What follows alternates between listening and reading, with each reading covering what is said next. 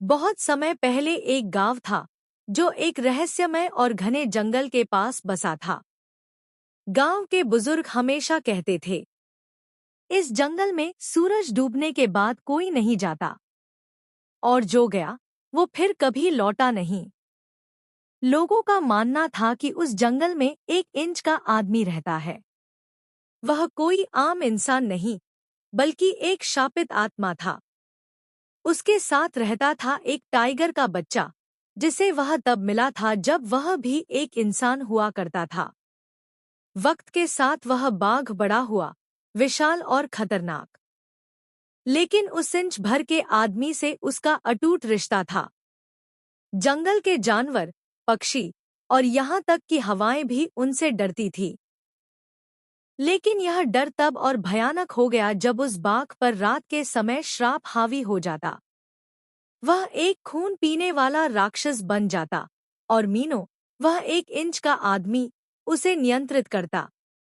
एक दिन गांव का एक किशोर लड़का आदित्य अपने दोस्तों की बातें सुनकर जंगल में चला गया। उसे यह सब कहानियां झूठ लगती थी।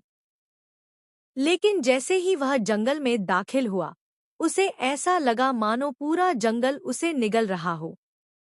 पेड़ झुक रहे थे, पत्तियां फुसफुसा रही थी, और अचानक सामने आया 1 इंच का आदमी।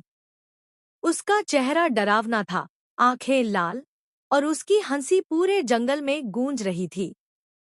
उसके पास बैठा था एक विशाल बाघ, जिसकी आंखें आग की तरह जल रही थी। मीनो बोला, आ गया तू। अब तू ही मेरे श्राप का उत्तराधिकारी बनेगा। मैं आजाद होना चाहता हूँ।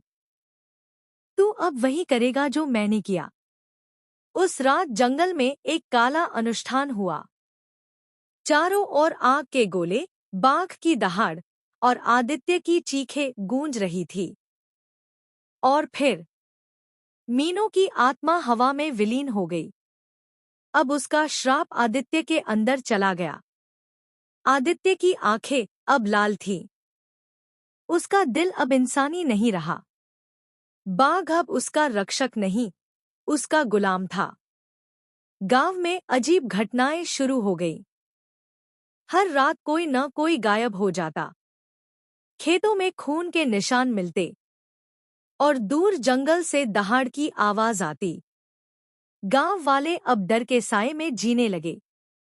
आज भी अगर कोई उस जंगल की ओर जाता है तो उसे 1 इंच की परछाई जरूर दिखती है, और पीछे से 2 लाल आंखें चमकती हैं, बिल्कुल पास, सांसों की गर्मी के साथ।